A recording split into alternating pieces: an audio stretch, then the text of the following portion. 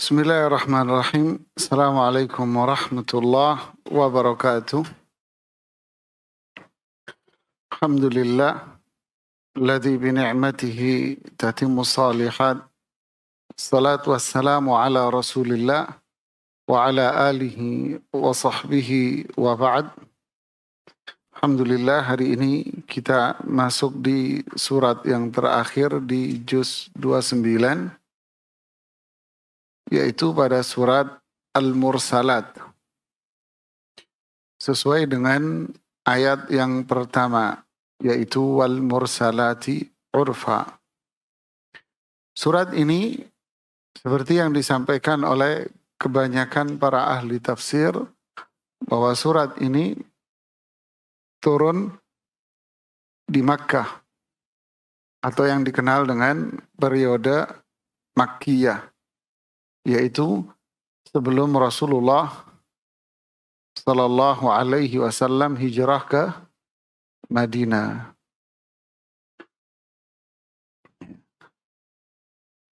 Wal mursalati urfa. Wal mursalati urfa. Sebelum kita masuk pada ayat yang pertama, apa isi ayat surat ini sebetulnya? Surat ini berkaitan dengan masalah iman terhadap hari akhir. Jadi surat ini berkaitan dengan iman terhadap hari akhir, yaitu hari di mana manusia akan dibangkitkan oleh Allah dari kuburnya, kemudian dikumpulkan di tempat yang dikenal dengan nama Al-Mahsyar. Kemudian manusia akan dihisab sesuai dengan amalnya. Pada surat Al-Insan, di akhir ayat itu bicara tentang, di surat Al-Insan di akhirnya bicara tentang mereka yang mendustakan hari kiamat ini.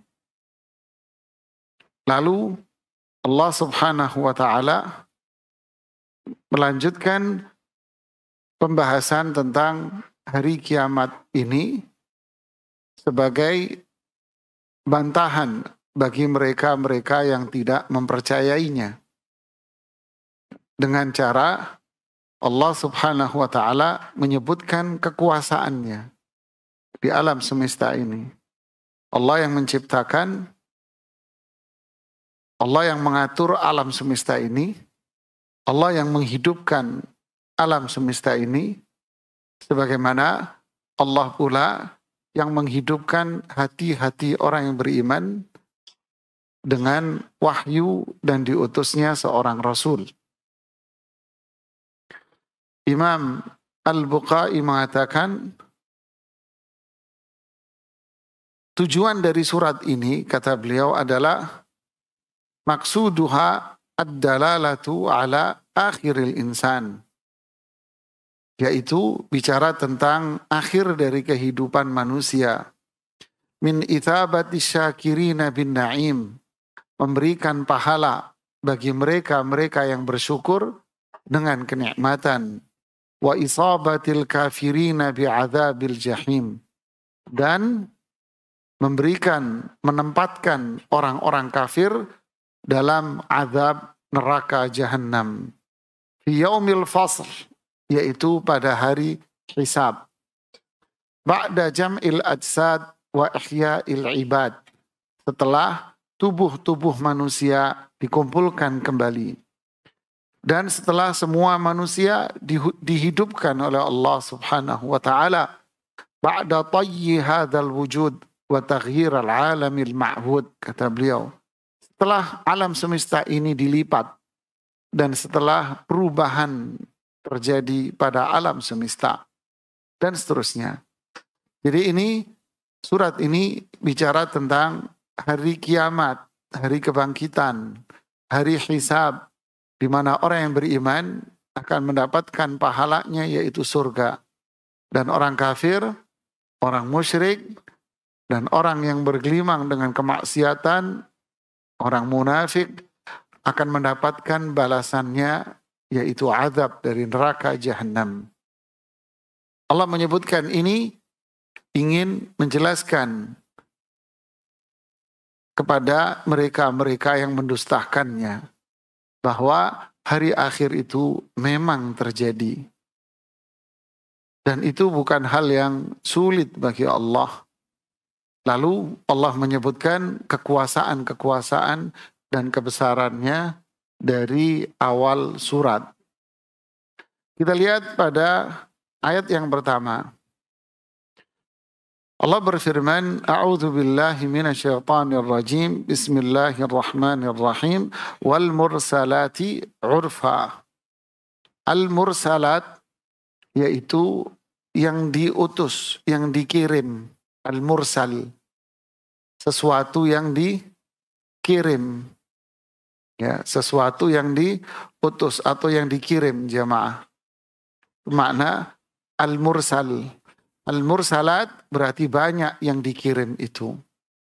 Urfa yaitu al-urfa, ada beberapa pendapat para ulama. Urfa dikirimnya dengan cara yang benar atau dikirimnya sedikit demi sedikit. Al-asifat yaitu sesuatu yang berhembus atau sesuatu yang datang dengan sangat kencang.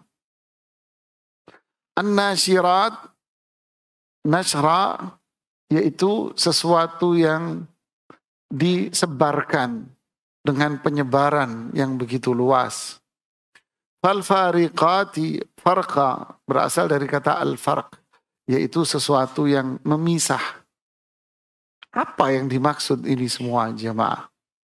Saya hanya menjelaskan makna bahasa Arabnya doang. Apa maksud ini semuanya? Ya, fal mursalati urfa. Di sini para ulama tafsir berbeda pandangan dalam menjelaskan makna dari ayat-ayat ini. Ya, yang jelas ini adalah sumpah. Allah Subhanahu wa ta'ala bersumpah dengan apa? Makhluknya. Ya, Allah bersumpah dengan makhluk ciptaannya. Seperti yang kita dapati pada juz 30 cukup banyak sekali di situ. Ya, was-sama'i wasyamsi wal qamari wan nahari wal laili wal fajri dan seterusnya. Ini kan wal asri, ini adalah sumpah. Allah bersumpah dengan makhluknya. Maka ini boleh bagi Allah Subhanahu wa ta'ala untuk bersumpah dengan apa yang dikehendaki. Adapun kita tidak boleh bersumpah dengan sesama makhluk. Dan itu termasuk kabirah, dosa besar. Bahkan dikategorikan termasuk syirik yang kecil. Jadi nggak boleh kita bersumpah demi ibuku, demi ayahku, demi apa gitu, demi Rasulullah, nggak boleh. Ya. Karena sumpah itu menunjukkan pengagungan, ya, penyanjungan. Berarti kalau dia bersumpah dengan sesama manusia, berarti dia mengagungkan, menyanjung dia. Maka inilah letak kesyirikan. Adapun Allah, maka Allah berhak untuk melakukan apa yang dikehendaki. La yus'al amma yaf'al. Tidak boleh Allah itu ditanya apa yang dia perbuat. Justru kita yang akan ditanya dengan apa yang kita perbuat. Sumpah atas sesuatu makhluknya. Atas apa Allah bersumpah? Ya makhluknya. Berkaitan dengan apa? Nah itulah yang akan disebutkan. Jadi ada sumpah berarti keterkaitan sumpah dengan apa? Mama Anda demi Allah. Ya kenapa Anda bersumpah? Kan mesti ada sesuatu yang menjadikan Anda bersumpah. Nah ini kaitannya apa? Sumpah ini. Nah, gak ada orang tiba-tiba ngomong gini. Demi Allah. Ya, kenapa lu? Ya demi Allah aja. Nggak mungkin kan jemaah. Mesti ada apa? Nah kalau dalam bahasa Arab namanya jawabul qasam. Ya, kaitannya apa? Demi Allah ya mesti ada kelanjutan. Itulah jawaban dari sumpah Anda. Begitu pula ini, apa keterkaitan sumpah ini? Nah, nanti kita akan sebutkan.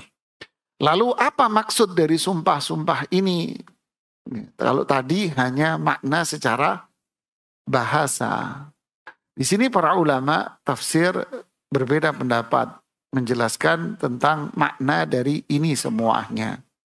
Wal mursalat, kalau bahasa tadi apa? Yang diutus, yang dikirim.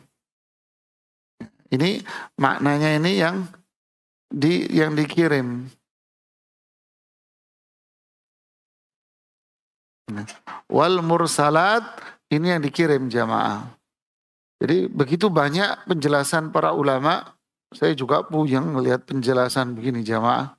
Saya berusaha bikin rangkuman tadi, biar mudah saya menjelaskan kepada Anda. Yang dikirim, apa yang dimaksud di sini? Ada dua pandangan para ulama berkaitan dengan al-mursalat sini. Yang pertama, ini adalah angin. Apa urusannya? Allahu Akbar. Jadi al-mursalat di sini adalah angin. Jelasan para ulama. Siapa mereka? Dari kalangan sahabat sampai kalangan tabi'in. Wal mursalat berarti apa? Demi angin-angin. Urfa artinya angin ini datangnya enggak sekaligus selesai gitu, enggak. Tapi ini angin ini datang, kemudian angin yang tahap kedua datang, terus datang lagi begitu. Urfa namanya. Jadi angin yang datangnya apa? Berangsur-angsur. Wal mursalati urfa. Yaitu angin-angin yang berhembus secara berangsur-angsur. Urfa. Al-urfu itu sesuatu yang datang berangsur-angsur katanya. Jadi nggak sekali anginnya itu. Menunjukkan apa? Kekuasaan Allah Subhanahu wa taala. Berarti Allah lah yang mengendalikan dan yang mengatur apa? Alam semesta. Sampai angin pun Allah yang mengatur dan mengendalikannya. Berarti di balik angin ini, di balik ketentuan Allah pasti ada rahmat. Dan juga bisa berupa apa? Azab dengan keadilan Allah Subhanahu wa taala. Angin bisa mendatangkan rahmat dan angin bisa menjadi azab seperti yang terjadi pada siapa? Kaum-kaum dulu. Allah azab dan Allah hancurkan mereka dengan apa? Dengan angin. Pendapat yang kedua mengatakan bahwa al-mursalat di sini adalah malaikat. Ya. Ini adalah malaikat jamaah. Ini sebetulnya nggak bisa ditulis ini, cuman anak yang maksa. Gitulah kira-kira. Jadi wal mursalati urfa, yaitu para malaikat. Urfa berarti urfa di sini apa maknanya? Ada dua makna di sini. Wallah. Beginilah tafsir jemaah. Al-urfu ada yang mengatakan urf ini adalah kebaikan. Berarti para malaikat yang diutus oleh Allah dengan apa? Membawa kebaikan. Membawa perintah. Kalau Jibril membawa perintah dan membawa larangan. Dan malaikat-malaikat yang lain akan datang dengan membawa kebaikan pasti. Hikmah, perintah dari Allah. Ada malaikat yang datang untuk mengatur angin, mengatur hujan, dan sebagainya, dan sebagainya. Mencatat amal perbuatan kita. Ada malaikat yang tugasnya jaga, ngawal orang beriman. Ada malaikat yang tugasnya menemani orang-orang yang berbuat baik.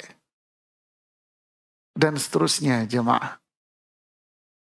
Jadi wal mursalati urfa adalah para malaikat yang diutus untuk membawa al-urf kebaikan.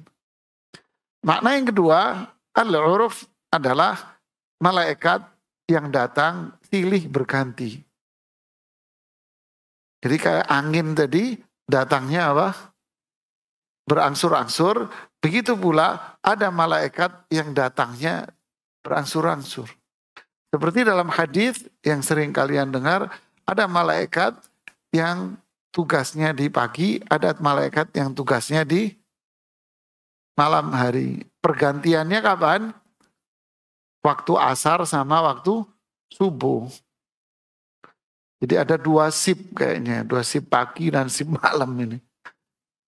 Silih berganti. Untuk apa? Ya untuk menjaga, melihat, mencatat orang-orang yang beriman. Kalau nyatat, ya mencatat semua perbuatan manusia.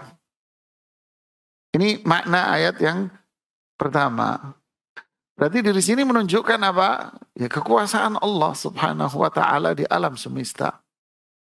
Dan menunjukkan kebesaran Allah subhanahu wa ta'ala. Ternyata angin ini ada tidak dengan sendiri. Ya. Angin ada karena Allah yang mengatur. Angin ada bukan karena fenomena alam. Seperti yang banyak dipelajari di pelajaran IPA, sains. Seolah-olah itu terjadi karena fenomena alam. Tidak, itu Allah yang menciptakan. Berarti inilah pelajaran tauhid rububiyah. Kemudian Allah yang menciptakan semua. Malaikat juga Allah yang menciptakan. Dengan tubuhnya yang begitu besar. Allah pula yang menciptakan. Jika malaikat aja ada yang bersayap 600. Ada yang bersayap di bawahnya, di bawahnya, di bawahnya. Ada yang punya sayap cuma 1. Menunjukkan apa? Menunjukkan apa? Keagungan dan kebesaran Allah subhanahu wa ta'ala. Jika ini ciptaannya, lalu bagaimana dengan Khaliqnya? Berarti penciptanya adalah pencipta yang maha besar dan maha mulia, maha agung. Lalu bagaimana dengan kita? Berarti kita ini ternyata cuman kena angin aja masuk angin kita jamaah. Ada bikin angin sakit ini, ada sakit ini. Berarti kita ini kecil, lemah dibanding dengan inilah tauhid, nilai besar jemaah. Ya, makanya di sini banyak mengandung akhlak. Makanya dari situ apa? Kewajiban kita adalah mengagungkan Allah, beribadah hanya kepada Allah, berzikirlah kepada Allah, gantungkan semua urusan kita hanya kepada, jangan kepada sama-sama manusia. Kemudian jadi manusia berarti kita ini rendah, hina di hadapan Allah, kecil dibanding dengan makhluk yang lain, maka jangan jadi manusia yang sombong dan sebagainya. Kemudian fal'asifati asfa. Apa makna fal'asifat? Al-asfu, makanya kebanyakan para ahli tafsir, mayoritas ahli tafsir mengatakan fal'asifati asfa ini yaitu angin. Angin. Kenapa kata al-asfu dalam bahasa Arab, asfa, itu adalah angin yang berhembus kencang. Makanya Imam Ibnu Katsir mengatakan ini semua maknanya angin. Ibnu Katsir bilang ini angin semua ini. Wan nasyirati nasra, ini angin. Ini juga angin ini. Nah, Ibnu Katsir mengatakan ini angin. Jadi fal'asifati asfa berarti angin yang berhembus dengan asfa, dengan sangat kencang sekali. Kalau dikaitkan dengan yang di atas, berarti angin yang berhembus sangat kencang ini datangnya apa? Berangsur-angsur. Udah kencang datangnya berangsur-angsur lagi.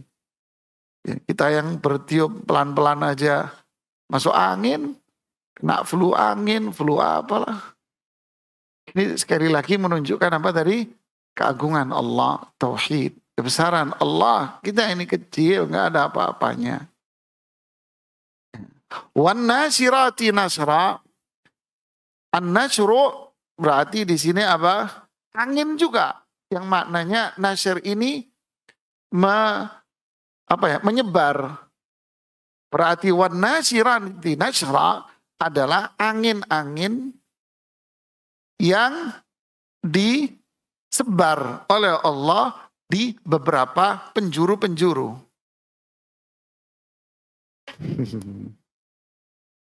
Jadi angin yang disebar di beberapa penjuru. Ada yang mengatakan an-nasyirat di sini adalah hujan yang disebar oleh Allah di beberapa posisi tempat. Wan-nasyirati nasyra. Jadi angin, kalau bahasa para ulama begini, nasyru as-sahabi fil ajwa. As-sahab itu awan. Jadi Allah yang menyebar awan ke beberapa sudut kota. Berarti apa yang menjadikan awan ini bergerak? Angin.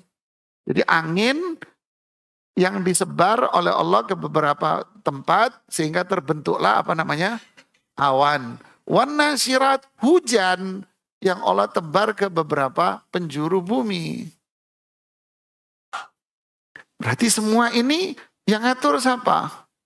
Allah. Tapi dalam IPA seakan-akan itu adalah fenomena alam. Cobalah, pikirkanlah jemaah. Ini pelajaran tidak dikaitkan dengan iman. Imam Ibnu Katsir mengatakan 3 ini berkaitan sama angin semua ini. Dan ini yang dikuatkan oleh Imam Ibnu Katsir rahimahullah. Ulama yang lain mengatakan tidak. Semua 3 ini malaikat. Tuh, kalau malaikat gimana? Wal mursalati urfa, yaitu para malaikat yang diutus dengan membawa al-urf, yaitu apa? Kebaikan, dan malaikat itu datangnya secara gantian. Nah, gitu. Kalau wal asifati asfa, berarti apa?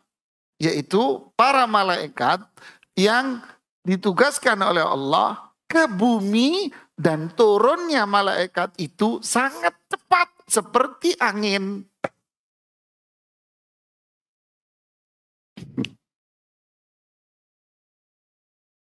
Paham? Wan nasirati nasra berarti apa? Yaitu para malaikat yang ditugaskan oleh Allah untuk turun ke bumi tadi, dan turunnya sangat cepat sekali. Ngapain? Menebar wahyu. Menyebar wahyu. Urfa berarti bertahap. Menyebar apa? Kebaikan. Loh, kan wahyu sudah tidak ada. Berarti membawa apa? Kebaikan kepada semua manusia. Dan itu ditebar, malaikat ini ditebar. Berarti jumlah malaikatnya ya tak terhingga jemaah. Ini semua malaikat. Imam Ibnu Jarir At-Tabari mengatakan semua maknanya ini benar. Kenapa harus menguatkan ini yang ini? Enggak ada masalah kita mengatakan wal mursalati urfa, ini adalah angin yang Allah turunkan, dan ini juga malaikat yang Allah turunkan. Dua-duanya membawa kebaikan, dan turunnya bisa secara apa? Bertahap, dan turunnya dua-duanya cepat, dan Allah tebar juga semuanya. Enggak ada masalah, kata Imam Ibnu Jarir At-Tabari. Faham jemaah? Jadi pelajarannya apa buat kita? Inilah luasnya ilmu, pentingnya kita belajar ilmu. Jadi menunjukkan bahwa kita tidak bisa belajar tafsir ini dari mana logika kita. Faedahnya lagi yaitu tadi menunjukkan keagungan, kebesaran Allah. Allah memiliki nama-nama dan sifat-sifat yang maha sempurna, yang maha agung, maha tinggi. Jika ini ciptaannya, bagaimana dengan pencipta? Tentu Allah zat yang maha agung, mulia, yang tidak bisa dibayangkan oleh akal manusia siapapun. Justru kewajiban kita bukan membayangkan, tetapi kewajiban kita adalah memuji, menyanjung, bertauhid, ibadah hanya kepada Allah. Sadari bahwa makhluk manusia, namanya manusia ini adalah makhluk Allah yang kecil. Yang keempat, fal fariqati farqa. Bagi yang mengatakan malaikat, berarti ini juga dikatakan apa? Apa? Malaikat juga. Bagi yang mengatakan deretan ini angin, berarti ini apa? Angin. Al-farq itu memisah, memilah. Berarti kalau angin berarti maksudnya apa? Angin yang apa? Angin yang dipisah-pisah sama Allah anginnya. Oh di sini, oh ini di sini, oh di sini. Oh di sini hujan, sini kagak. Ini hujan, sini enggak. Oh di sini angin gede, oh di sini enggak. Allah yang misah-misah. Bukan fenomena alam. Ini Allah yang berkuasa. Bagi yang mengatakan ini malaikat, berarti malaikat turun membawa kebaikan, apa? Malaikat ini memilah antara yang hak dengan yang batil. Ini yang hak, ini yang batil. Ini keimanan, ini kekufuran, ini tauhid, ini syirik, ini ketaatan, ini kemaksiatan. Dipilah sama malaikat. Kemudian fal mulqiyati dzikra. Imam Ibnu Katsir, saya balik lagi ya. Imam Ibnu Katsir tadi mengatakan apa? Angin kan? Tapi beliau mengatakan ayat ini yang keempat ini khusus malaikat, kata Ibnu Katsir. Ayo, Anda nggak bisa, kok bisa Ustaz, kok mikir, ya sudahlah, jangan diotak-atik. Ya kan? Ibnu Katsir mengatakan ini malaikat. Karena malaikatlah yang mampu memilah-milah antara kebenaran dengan kebatilan. Atas izin dari ini yang dikasih rahmat, ini yang diazab. Ini yang dijaga, ini yang diazab. Ini yang dibimbing, ini yang dijaga, ini yang enggak. Setan yang menemani. Fal mulqiyati dzikra, sehingga yang ini mulqiyati dzikra. Al mulqi ilqa, apa ilqa ini artinya? Menyampaikan. Fal mulqiyat, yaitu para malaikat. Kalau ini semua mengatakan ini malaikat. Fal mulqiyati dzikra, yaitu para malaikat yang menyampaikan. Ilqa, menyampaikan. Menyampaikan apa? Zikr, az-zikr. Zikr itu apa? Al-Quran. Yaitu para malaikatlah yang menyampaikan wahyu, perintah Allah. Oh malaikat ini diperintahkan untuk ngatur hujan, ngatur ini, oh ini dikasih rezeki, oh ini begini. Semua kan malaikat yang membawa perintah Allah ini. Malaikat yang membawanya. Fal mulqiyati dzikra. Jadi menunjukkan pelajarannya bahwa malaikat itu memang apa? Ada. Wajib kita beriman dengan keberadaan malaikat. Bahwa malaikat ini adalah makhluk ciptaan Allah dan itu gaib di luar nalar kita semuanya. Memiliki tugas tertentu yaitu menjalankan perintah Allah dan tidak ada malaikat yang bermaksiat kepada Allah. Jumlahnya sangat banyak sekali, kita tidak ada yang tahu jumlahnya. Jadi kalau di sekolah dulu kita belajar apa? Malaikat ada 10. Kok bisa 10 ya? Dari mana malaikat jumlah 10 ini? Ya. Terus disebutin nama ini, nama ini, nama ini. Subhanallah, yang copy paste semua ini penulis ini. Fal mulqiyati dzikra. Inilah para malaikat yang membawa wahyu. Uzran au nuzra. Apa itu uzran? Uzur, bukan uzur loh ini. Uzran au nuzra. Al-udhru di sini maknanya adalah i'laman bil wahyi. Jadi zikir ini apa bentuknya? Malaikat menyampaikan wahyu. Apa bentuk wahyunya? Uzran, yaitu menyampaikan apa itu? Syariat, menyampaikan perintah Allah Subhanahu wa ta'ala kepada orang-orang yang beriman.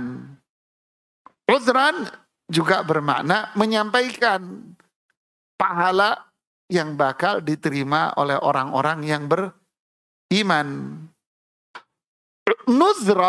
Nuzra di sini adalah ancaman. Malaikat juga menyampaikan ancaman kepada mereka yang melanggar hukum Allah. Menyampaikan berarti dari siapa? Dari Allah. Menyampaikan perintah kebenaran kepada orang yang beriman dan menyampaikan apa? Ancaman kepada siapapun yang melanggar hukum Allah Subhanahu wa ta'ala.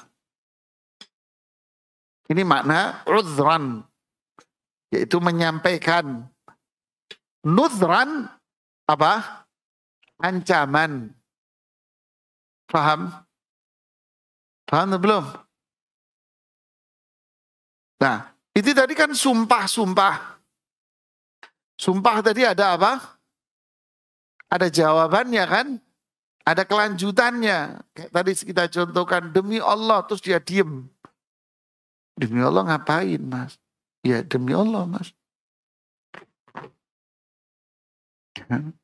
Enggak mungkin orang mengatakan. Mesti ketika dia sumpah, ada objek dari sumpahnya. Kan gitu kan?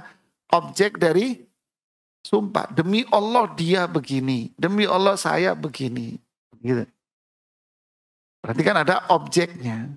Nah, di sini jawaban atau objeknya apa? Inilah objeknya. Allah bersumpah dengan makhluk-makhluknya semua yang menunjukkan bahwa ini adalah makhluk-makhluk yang mulia. Lalu Allah mengatakan innama tu'aduna lawaqi'. Ini jawabannya, ini objeknya. Innama tu'aduna lawaqi'. Apa tu'adun? Sungguh yang dijanjikan kepada kalian itu pasti terjadi. Apa yang dimaksud di sini? Hari kiamat. Bahwa manusia pasti akan wafat. Alam semesta pasti akan hancur. Manusia pasti akan dibangkitkan dari kuburnya utuh. Manusia pasti akan dihisab. Yang beriman mendapatkan surga, yang kufur mendapatkan neraka. Lawaqi' pasti itu akan terjadi, tidak bisa tidak. Tidak akan mungkin meleset sedikit pun dari janji Allah. Dan sungguh indah kalimat ini. Innama tu'aduna lawaqi'. Pasti. Di sini double, ada innama, ada huruf lam. Menunjukkan penekanan bahwa apa yang Allah janjikan berkaitan dengan hari kebangkitan dari kubur, manusia akan dihisab sesuai dengan amalnya, pasti itu akan terjadi. Lalu Allah menyebutkan fenomena-fenomena alam yang terjadi ketika janji Allah itu tiba. Ya, berarti apa faedahnya? Hari kiamat itu pasti ada kebangkitan, hisab, manusia pasti akan wafat. Sehingga artinya apa? Berpikirlah untuk hidup yang panjang nanti. Itulah kehidupan yang hakiki. Adapun sekarang, ini kehidupan untuk bercocok tanam. Man zara'a hasad. Siapa yang menanam, dia yang... Nah, inilah waktu untuk menanam, jemaah. Nanti untuk menuainya, itulah hari kiamat. Dan itulah kehidupan yang hakiki. Apakah dia akan menuai kebaikan atau dia akan menuai apa? Azab. La waqi', pasti terjadi. Ya, kita dengarkan azan dulu. Ya, jadi inilah penjelasan para ulama pada ayat ini. Termasuk yang mendukung semua makna ini sah-sah aja, yaitu Imam Ibnu Qayyim rahimahullah. Jadi wal mursalati urfa fal asifati asfa fal nashirati nashra fal fariqati farqa fal mulqiyati dzikra. Ini adalah makhluk-makhluk yang Allah utus. Angin Allah utus. Malaikat Allah utus. Awan juga Allah utus. Para nabi dan rasul juga Allah yang mengutusnya. Semuanya urfa, membawa kebaikan. Dan rasul, nabi dan rasul pun diutus secara bergantian dan dijadikan Rasul SAW sebagai nabi dan rasul yang terakhir. Semua ini adalah utusan Allah, baik yang bersifat kauni, alam seperti angin, awan, hujan. Inilah awan. Apa ini bersifat alami. Bisa berupa nikmat kepada kaum, hujan membawa nikmat, angin membawa nikmat. Ada pula yang berupa azab sebagai bentuk keadilan Allah kepada kelompok masyarakat yang kufur, maksiat. Adapun diutusnya para malaikat, nabi dan rasul pasti mendatangkan apa? Kebaikan. Untuk menjelaskan kepada mereka wahyu. Malaikat diutus kepada para nabi dan rasul untuk menyampaikan wahyu. Malaikat juga datang kepada orang yang beriman untuk membawa kebaikan kepada orang yang beriman. Ya, begitulah. Sehingga ini semua Allah ingin mengatakan bahwa hari pembalasan itu pasti apa? Pasti ada. Siapa yang melaksanakan wahyu Allah, mengamalkan wahyu Allah dengan baik, maka dialah yang akan mendapatkan balasan yang baik, yaitu surga Allah subhanahu wa ta'ala. Jadi nikmat semuanya. Tapi siapa yang menyelisihi perintah Allah dan Rasulnya, mengingkarinya, maka azab pun akan menimpa dia di dunia dan di akhirat. Wallahu a'lam bishawab.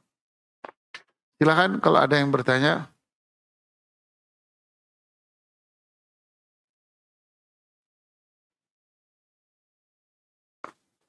Gak ada yang nanya. Nunggu satu nanya, baru yang lain mau nanya. Silakan Pak yang di belakang. Waalaikumsalam warahmatullahi wabarakatuh. Ya, Ustadz izin menanyakan tadi disampaikan Ustadz bahwa angin, hujan dan lainnya itu yang menurut ilmu pengetahuan alam adalah fenomena alam. Kemudian di dalam pelajaran ini itu adalah semua kehendak Allah demikian. Nah, yang ingin saya tanyakan, apakah ramalan cuaca yang selama ini dibuat oleh satu badan dan memang kalau kita perhatikan lebih banyak benarnya daripada tidaknya, apakah itu termasuk menyelisihi Allah? Demikian juga orang yang menggunakan ramalan itu untuk keperluan sehari-hari itu apakah juga berdosa demikian? Nah, kemudian yang kedua, Ustaz. Satu dulu, Pak. Oh baik, Pak. Terima kasih, Ustaz. Ya, terima kasih, Pak, pertanyaannya. Saya tidak mengatakan bahwa apa yang ada dalam ilmu pengetahuan itu salah. Saya tidak mengeluarkan kata-kata itu sama sekali. Tapi kalau dikatakan bahwa apa yang terjadi ini adalah fenomena alam, itu salah, Pak. Saya tidak mengatakan ilmu pengetahuan alam salah. Tapi saya mengatakan kalau itu fenomena alam salah. Paham ya? Kenapa? Karena yang menentukan, yang mengatur, yang mengendalikan adalah Rabbul Alamin, Allah yang mengatur. Kemudian yang berikutnya, jika Anda mempelajari secara ilmu, pengetahuan, dengan kaedah-kaedah ilmu yang baku, ya, dengan teori-teori yang baku yang telah ditetapkan, maka itu adalah hal yang sah aja, silahkan. Bahwa jika terjadi angin berasal dari sudut ini, dengan kecepatan angin dari sudut ini, maka akan melahirkan ini. Berdasarkan apa? Berdasarkan pengamatan-pengamatan yang cukup lama, bertahun-tahun para ilmuwan mengamati itu. Ya. Seperti layaknya dokter. Jika timbul gejala A, B, C, D, maka kemungkinan Anda terkena penyakit ini. Tentu ini adalah pengamatan yang bertahun-tahun lamanya. Ya, bukan bangun tidur terus punya begitu, tidak. Ini pengamatan, analisa, dan memang langsung pada diri orang yang terkena penyakit itu. Apakah ini salah kesimpulan itu? Tidak, Pak. Ini ilmu manusia. Kita bisa membenarkannya. Tapi kalau itu dikatakan bahwa ini ada karena sebuah proses, ya salah, Pak. Ilmu Anda memang benar, tapi itu ada karena Allah yang mengendalikan. Bukan karena ada dengan sendirinya. Jadi apa yang dilakukan oleh BMKG itu adalah ilmu. Bermanfaat. Ya, manfaat. Untuk manusia. Untuk kita semuanya. Wa yas'alunaka 'anil ahillah qul hiya mawaqitu linnas. Mereka bertanya kepada kalian tentang bulan-bulan. Katakan bahwa bulan ini adalah waktu-waktu yang bisa kita gunakan untuk menentukan waktu buat kita. Berarti boleh dong, boleh, nggak apa-apa. Ilmu pengetahuan itu manfaat buat kita. Dipelajari kalau memang untuk kemaslahatan orang banyak dapat pahala, Mas. Tapi itu tadi, jangan dikatakan bahwa ini ada dengan sendiri atau ada karena fenomena alam. Bisa mengkufuri sang pencipta. Allah yang mengatur. Tapi secara ilmu pengetahuan begini, Mas. Inilah yang harus kita tanamkan sebetulnya. Inilah tauhid, inilah keimanan bahwa yang ada di alam itu Allah yang mengatur. Berarti semakin orang mempelajari ilmu pengetahuan alam dengan keimanan justru akan menjadikan iman dan tauhid dia semakin kuat. Tapi kalau dibuang dari unsur iman akan menjadikan dia kufur nanti sama Allah. Menganggap dirinya lah yang mampu, menganggap alam ini tidak ada campur tangan Tuhan. Waduh, jadi kufur akhirnya. Kecuali orang yang mengaitkan umpama nasib seseorang dengan fenomena alam. Nah ini rumusnya dari mana? Rezekinya dia dikaitkan dengan bintang. Lah urusan rezeki sama bintang, sekolah mana yang ngajarin? Rumusan mana? Kalau nasib kamu ini, bintang kamu ini, bintangmu ketek mas, berarti kamu doyan makan pisang mas. Ini rumus dari mana? Ini korelasinya apa? Dalam ilmu pengetahuan juga tidak ada. Yang ada dalam ilmu primbon. Nah ini yang namanya apa? Syirik. Anda pakai gelang.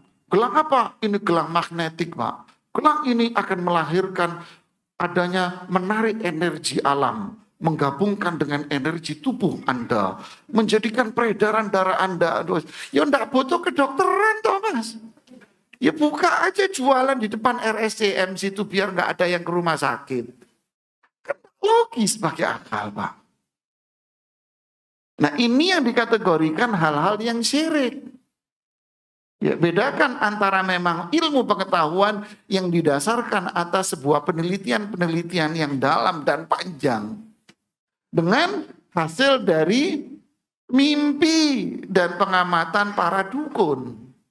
Terus dituangkan dalam primbon-primbon. Nah ini syirik ini. Ya, jangan disamakan. Barakallahu fiik. Yang kedua tadi apa Pak? Izin untuk yang kedua di luar tema barang itu. Pertanyaannya, apakah ada dalilnya apabila seorang ustadz yang mempunyai pesantren yang cukup besar, kemudian mengatasnamakan untuk kemaslahatan umat, maka dia mengabaikan hak orang lain. Misalnya dia harus membayar sewa tapi tidak dilakukan. Demikian Ustaz. Apakah ada dalil khusus sehingga orang yang mengatasnamakan kemaslahatan umat tersebut akan mendapatkan ampunan dari Allah atau kekhususan demikian? Terima kasih. Ya, barakallahu fiik. Saya tidak tahu apakah ini sebuah pertanyaan atau sebuah curhat. Nah, tapi yang jelas saya akan menjawab berdasarkan apa yang disampaikan. Ya, sesama manusia juga punya kewajiban untuk memenuhi hak dan kewajiban. Rasulullah SAW mengatakan, ittaqul zulma fa inna zulma zulumatun yaumal qiyamah. Hindarilah kezaliman, karena kezaliman itu kegelapan di hari kiamat. Rasulullah SAW juga mengatakan, man zalama shibran minal ardi tawaqahu Allahu yaumal qiyamah min sab'i aradhin. Siapa yang mengambil tanahnya orang, bangunannya orang, haknya orang diambil, walaupun satu jengkal, artinya walaupun itu sangat kecil, tawaqahu Allahu yaumal qiyamah, maka Allah akan azab dia di akhirat nanti disebabkan itu. Apa bentuk azabnya?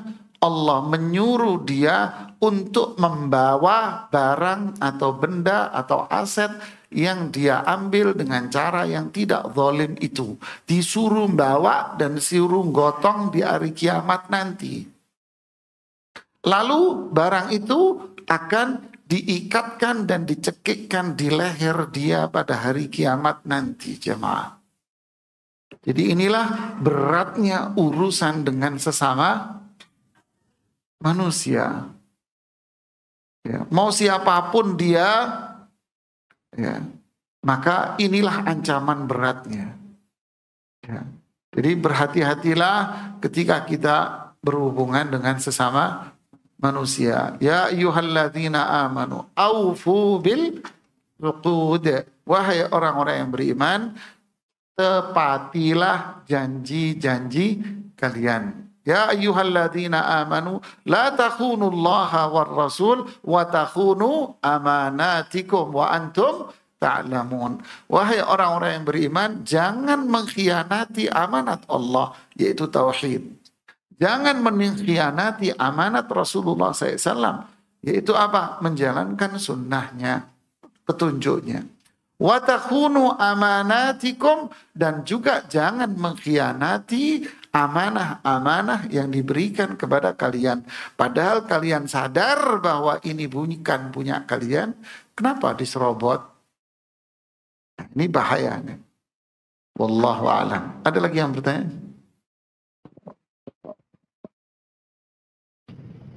Ada? Silakan. Kayaknya yang pakai kacamata itu mau nanya tapi takut-takut. Oh enggak. Ada lagi? Apa? Belakangnya deh duluan. Oke. Assalamualaikum warahmatullahi wabarakatuh. Amin. Allahumma amin.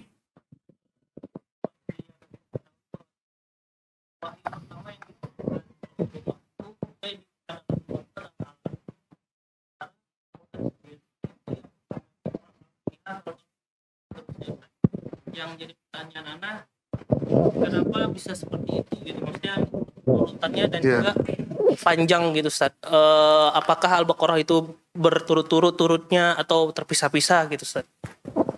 Jadi pertanyaannya, wahyu yang pertama surat Al-Alaq. Lantas kenapa kok jadi surat Al-Fatihah yang pertama? Pertanyaan yang sama mirip persis.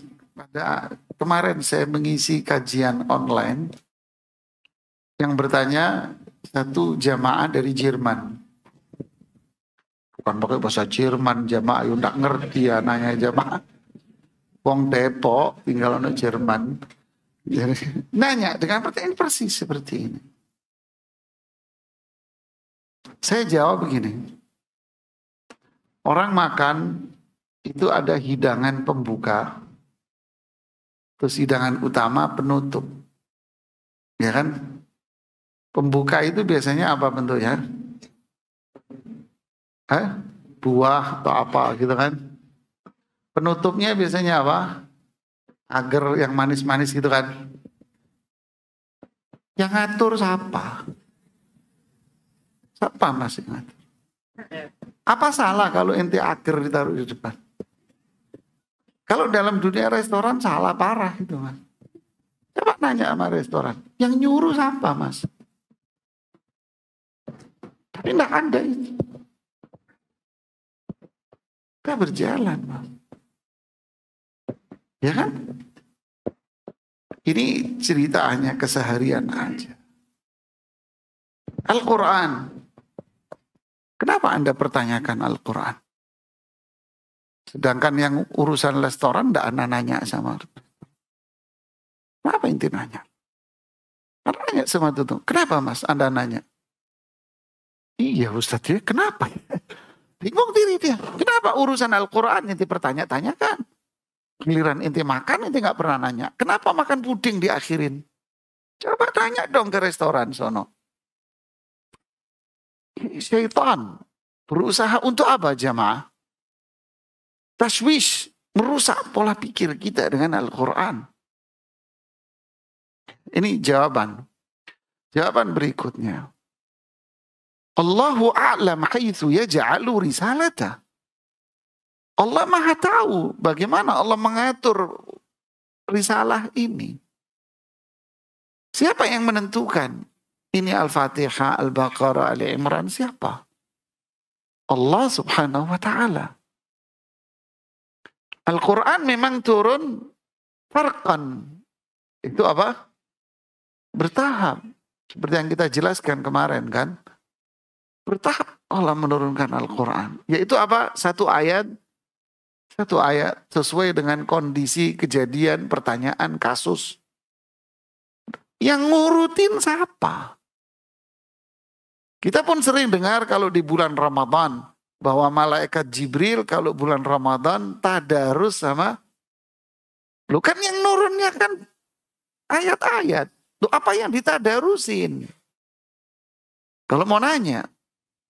Berarti yang ditadaruskan oleh Jibril itu apa?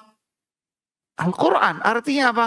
Urutan Al-Quran. Urutan Al-Quran. Paham? Jadi yang ngajari, yang nurunin Quran, ayat demi ayat siapa? Allah. Lewat malaikat. Setelah itu Allah pula yang mengurutkan ayat-ayat ini menjadi sebuah kumpulan surat-surat. Dan Allah pula yang menempatkan surat-surat ini mana yang di depan, mana yang pertama, mana yang kedua. Allah pula. Bagaimana? Dengan cara mengajarkan dan membacakan itu kepada siapa? kepada Rasulullah Sallallahu Alaihi Wasallam. Anda cuma tidak membacain aja kepada kalian berkaitan dengan surat ini yang disebutkan oleh Imam Ibnu Katsir ya. Saya bacakan sebentar. Imam Al-Bukhari meriwayatkan, beliau mengatakan Umar bin Hafs bin Ghiyath memberitahukan kepadaku, ayahku memberitahukan kepadaku, yaitu Hafs bin Ghiyath, A'mash memberitahukan kepadaku, dan seterusnya. Ibrahim dari Aswad dari Abdullah ibnu Mas'ud bercerita, bainama nahnu ma'an Nabi SAW fi gharin biminan. Saat itu kita berada di sebuah gua di Mina. Idh nazalat alai, tiba-tiba turun kepada Rasulullah SAW. Perhatikan ini. Tiba-tiba turun kepada Rasulullah SAW. Apa itu? Wal mursalat. Surat mursalat ini. Kemudian, fa innahu la yatluha. Kemudian Rasulullah SAW membacakan surat al-mursalat. Wa inni la atalaqaha min fi. Saya belajar surat ini dari mulutnya Rasulullah Sallallahu Alaihi Wasallam. Wa inna fahu laradbun biha. Sungguh mulutnya, suaranya Rasulullah SAW itu sangat merdu, sangat indah sekali. Jadi Rasulullah SAW mendengar dari siapa? Jibril yang ngasih tahu, oh ini loh surat mursalat namanya. Ini urut-urutannya dibacakan kepada Rasulullah, didengar para sahabat, langsung hafal. Para sahabat membacakannya kepada tabi'in, muridnya. Tabi'in membacakan kepada tabi'in. Makanya muncullah kita sekarang dengar, oh ini syekh ini qari Quran. Dia dapat sanad. Sanad itu apa? Dari mulut gurunya dapat dari mulut gurunya dari mulut gurunya, sampai tabi'in, sampai sahabat. Itu namanya bersanad bacaannya. Jadi siapa yang bikin urut-urutan Quran? Allah. Kenapa Al-Fatihah taruh di depan? Enggak tahu. Kenapa engkau enggak Iqra? Enggak tahu. Terus ya enggak perlu kita pertanyakan karena enggak manfaat. Ya, saya perjelas begini biar tidak terjadi kerancuan berpikir pada Anda. Sehingga nanti setan yang masuk. Berarti Quran dengan urutan Al-Fatihah ini siapa yang bikin? Berarti ini nggak valid harusnya. Nah, setan se-RW masuk otakmu, nak. Ada lagi yang nanya, silahkan. Paham ya? Alhamdulillah. Baik, assalamualaikum warahmatullahi wabarakatuh. Ustadz agak keluar dari tema sedikit. Di hadis sering ditemukan ungkapan seperti bapak dan ibuku menjadi tebusanmu. Itu maksudnya apa ya Ustadz? Barakallahu fiikum. Assalamualaikum warahmatullahi wabarakatuh. Wallahu alam. Tak berani berspekulasi. Belum dilihat penjelasan para ulama seperti apa. Ya. Spekulasi dari pikiran saya bahaya. Wallahu alam. Ada lagi? Tuh kan sekali nanya terus banyak. Dari tadi suruh nanya nggak mau. Silakan Pak. Waalaikumsalam warahmatullahi wabarakatuh. Fenomena kita ini kan, masyarakat kita ini kan kebanyakan percaya sama dukun. Nah, bagaimana itu mengenai perdukunan seperti bisa memindahkan hujan atau menahan hujan. Udah itu ada juga pejabat-pejabat kita ini percaya dengan penasehat spiritual itu. Bagaimana hukumnya gitu Ustadz? Terima kasih. Assalamualaikum warahmatullahi wabarakatuh. Dukunnya nggak bisa nasihati dirinya Pak. Kok bisa jadi penasehat orang sedangkan dia tidak bisa menasehati dirinya. Mindahin hujan. Kenapa nggak rumahnya aja dipindahin Pak? Kenapa nggak hujan itu jauh dari rumahnya. Kenapa rumahnya kena hujan? Kenapa kampungnya kena hujan terus? Kenapa kampungnya kebanjiran? Kenapa? Pindahin aja hujannya ke tempat yang lain biar kampungnya tidak kebanjiran. Ini menunjukkan apa, Pak? Gajah naik becak kelihatan apanya, Pak? Kelihatan apanya, Pak? Enggak kali ya. Ya bohong lah, mana ada gajah naik becak, Pak? Ya, dia bisa pesugihan. Lah kalau pesugihan kenapa nggak buat diri kamu sendiri aja biar kaya? Kenapa kamu buka praktek? Tapi fenomenanya masyarakat kita banyak yang percaya begitu, Ustadz. Ya begitu, Pak. Yang bego banyak, Pak, daripada yang pintar, Pak. Ya, jadilah kita manusia-manusia yang pintar. Karena tidak semua yang di depan kita ini, masyarakat kita ini pintar. Ya kan, kok percaya? Dikibulin, Pak. Ya, na'udzubillah. Dan percaya sama dukun itu syirik besar. Belajar perdukunan, percaya sama mereka itu bisa murtad, keluar dari Islam, Pak. Bahaya. Tapi kita tidak boleh memvonis orang. Kamu percaya sama dukun loh, kamu murtad loh, tidak boleh, Pak. Urusan menghakimi, urusan dia sama kewajiban kita nasihat, Mas, jangan percaya. Percaya bisa murtad loh, hati-hati. Kita menjelaskan hukum, ya. Siapa lagi tadi ada yang di sini? Siapa tadi? Silakan, Mas.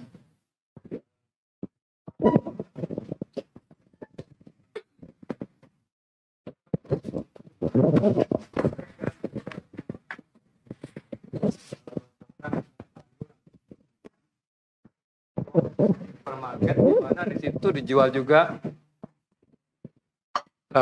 Pertanyaan diulangi. Ya, lanjutin aja pertanyaan.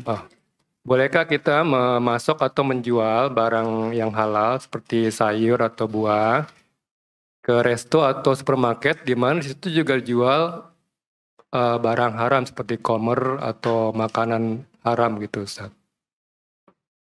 Ya, ini masalah muamalat. Ya, sebetulnya bisa ditanyakan kepada Ustadz yang memang kompeten di bidang itu, kayak Ustadz Irwandi, Ustadz Aminur Ba'id, hafidhahumullah ta'ala.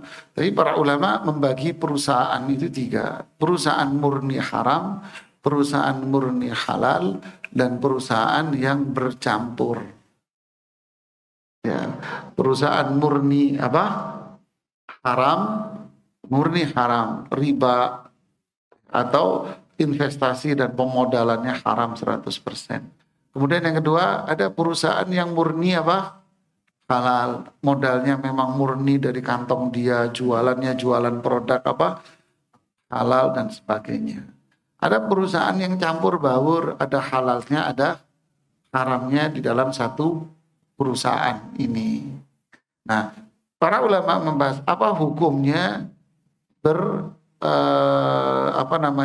bertransaksi atau membeli saham perusahaan ini atau bekerja sama dengan perusahaan yang kalau pertama jelas haram, kalau yang kedua pasti halal, kalau yang ketiga bagaimana hukumnya? Di sini para ulama fikih kontemporer berselisih pandang. Ada yang mengharamkan sebagai bentuk kehati-hatian, diharamkan jangan gitu. Sebagian mengatakan, Anda hitung antara yang dijual barang haram dengan barang halalnya lebih banyak mana gitu. Berapa persen dia menjual produk haramnya. Kalau dia menjual produk haramnya sedikit, berarti apa? Anda boleh, tidak ada apa-apa Anda menjual kepada mereka dan bekerja sama dengan mereka. Ya. Wallahu a'lam. Nanti lebih tajam ditanya ke mereka yang ahli di sini. Ada lagi yang terakhir tadi? Tadi ada 3 yang angkat tangan, bubar. Oke, kita cukupkan sampai di sini. Ini yang bisa saya sampaikan. Semoga bermanfaat.